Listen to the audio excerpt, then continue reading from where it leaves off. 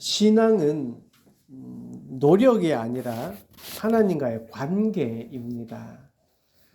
내가 아무리 노력하고 정성을 쏟아부어도 예수님을 만나지 못하면 아무 소용 없습니다.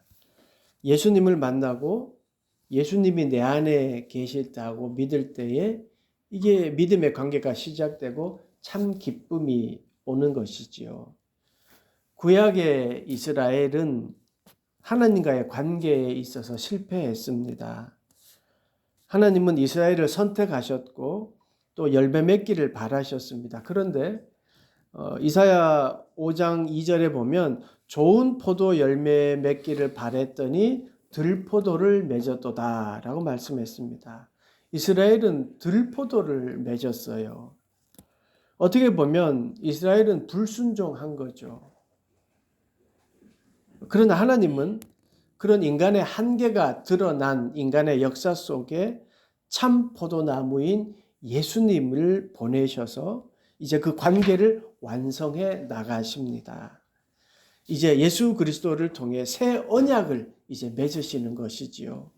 그래서 예수님은 자신을 참 포도나무라고 말씀하십니다. 1절 말씀입니다. 나는 참 포도나무요 내 아버지는 농부라. 예수님은 스스로를 참 포도나무라고 하십니다. 새 언약을 이제 시작을 알리시는 거지요. 참자를 붙여서 이제 그냥 포도나무도 아니고 참 포도나무라고 하셨어요. 진짜가 이제 예수님을 통하여 시작됩니다. 그리고 하나님을 농부라고 이제 하시잖아요. 비유를 한번 정리해 보면요. 참 포도나무는 예수님, 농부는 하나님, 우리는 그 가지예요. 이제 이것을 가지고 이제 2절을 보세요. 무릇 내게 붙어 있는 열매를 맺지 아니하는 가지는 아버지께서 그것을 제거해 버리시고 무릇 열매를 맺는 가지는 그 열매를 맺게 하려 하여 그것을 깨끗하게 하시느니라. 농부인 아버지의 역할이 뭐라고 했습니까? 돌보심이에요. 나무를 돌보셔요. 돌보셔서 열매 맺지 않는 가지는 제거하고 열매 맺는 가지는 더 맺게 하십니다. 그러니까 깨끗하게 하기 위해서 하는 게 이게 농부의 역할이에요. 우리가 이 말씀을 볼 때요. 열매 맺지 않으면 제거된다. 뭐 이 말씀이 이제 눈에 확 들어오잖아요. 그런데 하나님의 마음은요. 제거가 아니라 열매예요. 농부의 마음은요. 가지를 깨끗하게 만들어서 열매를 잘 맺게, 열매 맺기 쉽게 만드는 것이 목적이에요.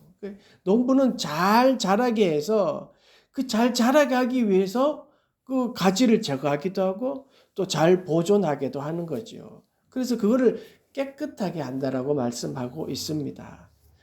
여러분 가지치기 아시죠? 가지치기를 국어사전의 정의를 보면요. 식물의 겉모양을 고르게 하고 웃자람을 막으며 과실나무 따위의 생산을 늘리기 위하여 곁가지 따위를 자르고 다듬는 일이라고 했어요. 그러니까 한마디로 식물의 건강을 유지하고 아름답게 키우기 위한 작업이에요. 이렇게 깨끗하게 관리하는 게 농부예요. 그러니까 우리가 어떻게 보면 하나님이 우리가 잘 되게 하기 위함이 하나님의 마음입니다. 하나님은 우리를 살리시는 농부입니다. 4절 보세요. 그래서 내 안에 거하라. 나도 너희 안에 거하리라. 가지가 포도나무에 붙어 있지 아니하면 스스로 열매를 맺을 수 없음 같이 너희도 내 안에 있지 아니하면 그러하리라.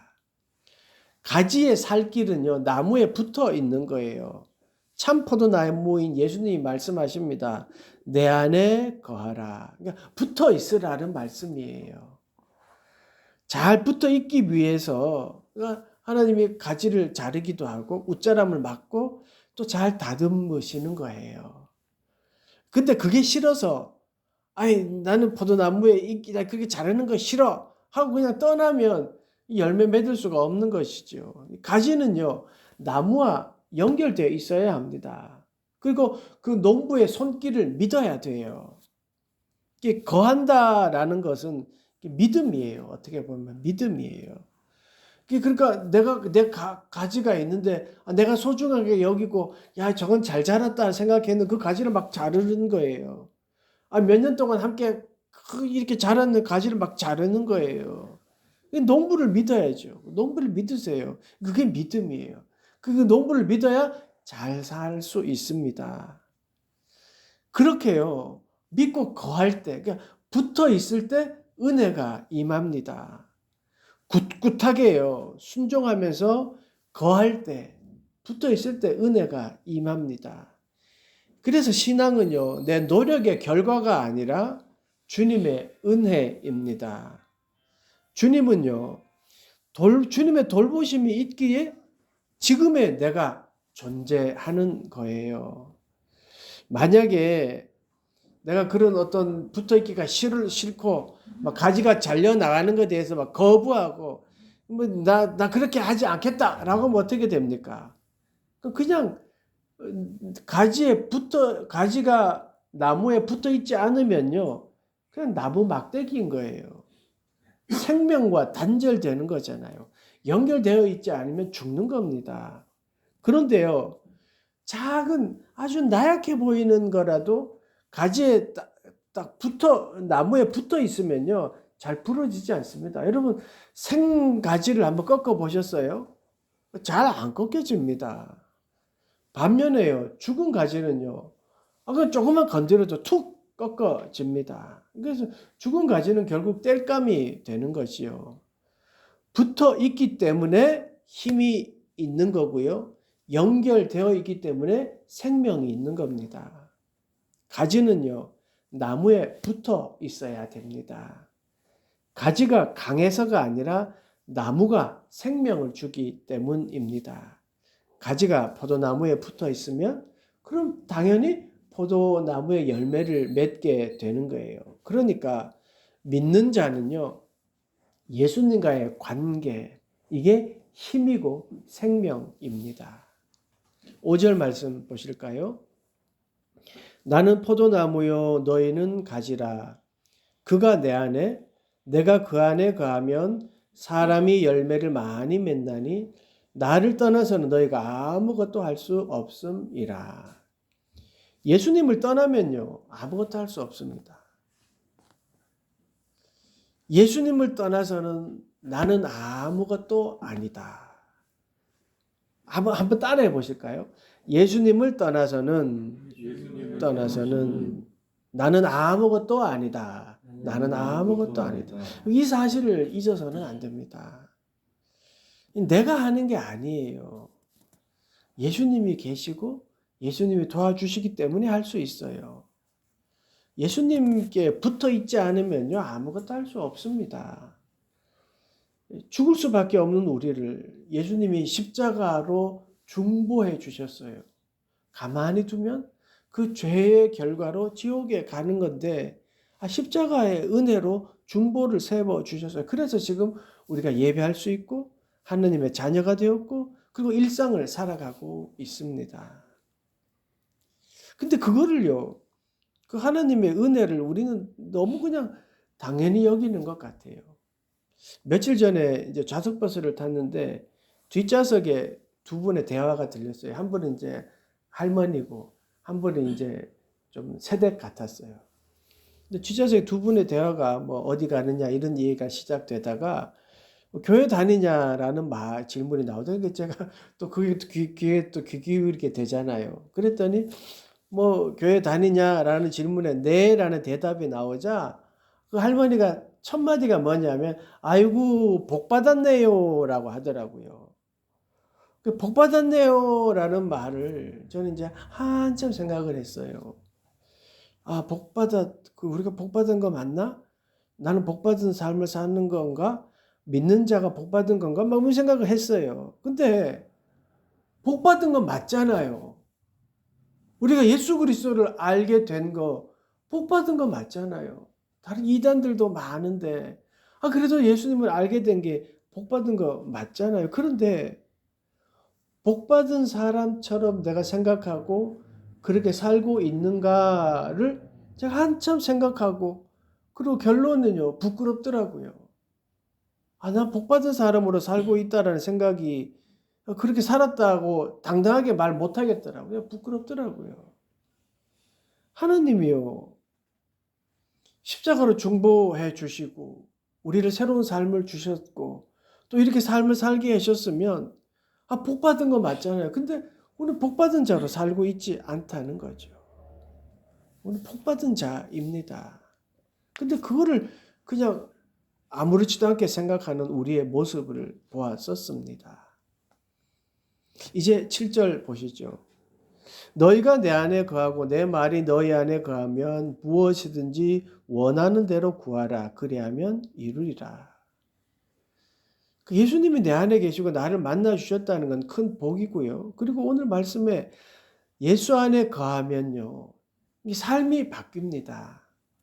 거한다는 게 뭐예요? 연합이에요. 주님과 연합되는 거예요. 그러니까 주님이 나와 함께 하시는 것은 은혜로 시작되지만요, 내가 순종함으로 그 관계가 지속되는 거예요. 하나님이 모든 사람 마음속에 찾아오셨는데 그 내가 순종함으로 받아들이는 사람과 순종하지 않고 받아들이지 않는 사람으로 나눠지잖아요. 우리가 받아들였으니까 복된 삶을 알고 예배드리고 신앙생활 하는 거예요. 이게 순종해야 지속되는 거예요. 그러니까 삶 속에서 그 연합의 지속성은 드러나게 되는 거죠. 그래서요, 거함이라는 거는요, 관계예요. 주님과의 관계예요. 그래서 주님과의 관계에는 지속성이 있어야 돼요. 그러니까 말씀을 순종하는 것과 그다음에 그 관계의 깊이는 반비례해요. 그러니까 말씀 순종을 잘하면 그 관계도 깊어지는 거예요. 말씀이 그렇게 나를 지배할 때 그 말씀을 뭐라고 이제 말씀의 내면화라고 해요. 이 말씀이 내 안에 들어와서 어떤 내 가치관이 새롭게 형성되고 또 그 말씀을 바탕으로 내가 꿈을 꾸고 그 말씀을 통해서 내 존재의 가치를 깨닫고 살아가게 되는 거죠. 그게 주님이 내 안에 거하는 증거가 되는 것이죠. 그러니까 주님의 관계가 깊어지면 나는 말씀을 순종하려고 하는 마음이 더 많이 생기게 되는 것이죠. 그러니까 이런 거예요. 예를 들어서 마음속에 결정의 의자가 있다고 이렇게 상상을 해보면 그 결정의 의자 속에 내 자아가 앉아 있는 것이 아니라 주님이 앉아 있는 것이에요. 거예요. 그러니까 주님이 내 안에 거하고 결정의 의자에 있으니까 모든 게 이루어지는 거죠. 그 7절 말씀을 자세히 보면요, 이건 조건문이에요. 그 두 가지 조건이 맞을 때 기도가 이루어지는 거예요. 조건 첫 번째가 뭐냐면 너희가 내 안에 거하고, 두 번째 조건은 내 말이 너희 안에 거하면. 그러니까 은혜와 순종이 함께 있을 때에 말씀이 이루어진다는 거예요. 그러니까 이게요, 이 말씀을 가지고 그냥 구하는 대로 이룬다, 어떤 성공의 공식, 이게 아니에요. 첫 번째, 너희가 내 안에 거하고, 즉 인격적인 연합이 이루어지고, 두 번째, 내 말이 너희 안에 거하면. 이 연합이 이루어질 때 말씀이 이루어진다는 거예요. 그러니까 주님의 마음을, 말씀이 내 안에 있으니까 주님의 마음을 알게 되고, 그러면 자연스럽게 하나님이 이루어 주신다는 거예요. 그러니까 거하는 사람의 기도는요, 이미 그 안에 하나님의 뜻이 있기 때문에 이루어지는 겁니다. 그래서 예수님이 내 안에 거하면, 내 안에 거하고 있다면요, 내 기도가 바뀌어져요. 내 기도의 내용이 변화될 수밖에 없어요. 그래서요, 한번 여러분의 기도의 내용을 한번 자세히 이렇게 한번 살펴보세요, 스스로. 그러면 내 안에 예수님이 거하고 있는지, 내 결정의 의자에 예수님이 계신지, 내 자아가 있는지를 분별할 수 있게 됩니다. 여러분의 기도의 내용을 한번 보세요. 어떤 내용으로 되어 있는지 한번 살펴보십시오. 그리고 9절에서 10절 말씀입니다. 아버지께서 나를 사랑하신 것 같이 나도 너희를 사랑하였으니 나의 사랑 안에 거하라. 내가 아버지의 계명을 지켜 그의 사랑 안에 거하는 것 같이 너희도 내 계명을 지키면 내 사랑 안에 거하리라. 이게 이제 열매의 핵심은요, 사랑이에요. 예수님이 내 안에 거할 때 사랑의 열매가 나타납니다. 예수님 안에 거하는 삶은요, 그냥 단순히 어떤 내 믿음이 좋아지고 이거를 이제 거기에 머무는 게 아니라요, 사랑의 열매로 나타납니다. 그래서 예수님이 말씀하시잖아요. 내 계명, 12절, 내 계명은 곧 내가 너희를 사랑한 것 같이 너희도 서로 사랑하라 하는 이것이니라. 예수님은요, 새 언약을 맺은 그 하나님의 자녀인 우리에게 말씀하십니다. 서로 사랑하라라고요. 그러니까 참 포도나무가 가지에 붙어 있어서 포도나무 열매를 맺듯이 내가 예수님께 붙어 있으면 그러면 내 가치관이 바뀌고 내 기도가 바뀌고 관계가 바뀌고 그 결국 사랑의 열매를 맺는 삶을 살게 된다라는 말씀입니다. 그러니까 또 여기서 보면요. 내 삶 속에 사랑이 있느냐 없느냐를 살펴보면 내 안에 주님이 계신지 아닌지를 이제 분별할 수 있다는 것이죠. 그러니까 이 열매는요. 억지로 맺는 것이 아닙니다. 포도나무에 붙어 있는 가지처럼 우리가 예수 안에 거할 때 자연스럽게 나타나는 것이 열매입니다. 그러니까 우리는요. 붙어 있어야 돼요. 예수님께 거해야 돼요. 그러면 반드시 열매가 드러나는 것이죠. 오늘 말씀은요, 우리에게 분명한 한 가지를 묻고 있습니다. 너는 지금 붙어 있니? 라는 거예요. 이 질문은요, 나의 선택이 아니라 생명의 문제입니다. 붙어 있어야 삽니다. 그리고요, 우리가 붙을 수 있는 이유는요, 예수님이 십자가로 우리를 붙어 주셨기 때문입니다. 그래서 다시 붙을 수 있고 또 지금도 붙을 수 있는 겁니다. 여기에는요, 우리의 연약함, 그래도 괜찮습니다. 우리가 작아도 괜찮습니다. 붙어 있기만 하면 우리가 사는 거예요. 여러분, 우리가 내 힘으로 살아갈 것인가? 아니면 주님께 붙어 있는 삶을 살 것인가? 이게 우리가 결단해야 되는 거죠. 말씀을 보고 연구하고 또 고민하고 하는 이유가 뭡니까? 주님 앞에 머물러 있기 때문이잖아요. 주님께 붙어 있고 싶기 때문이잖아요. 왜 기도합니까? 주님께 붙어 있어서 주님의 마음을 알고 싶어 하기 때문이잖아요. 그렇게 우리가 주님께 붙어 있으면요, 열매는 저절로 맺혀집니다. 막 노력하고 해서 열매 맺는 게 아니에요.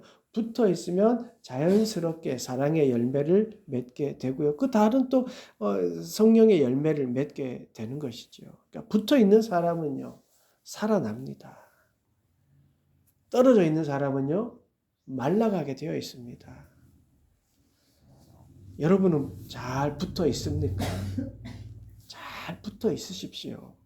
그러면 반드시 주님께서 열매 맺는 삶, 풍족한 삶을 우리에게 허락하십니다. 붙어 있는 여러분 되시기를 간절히 축원합니다.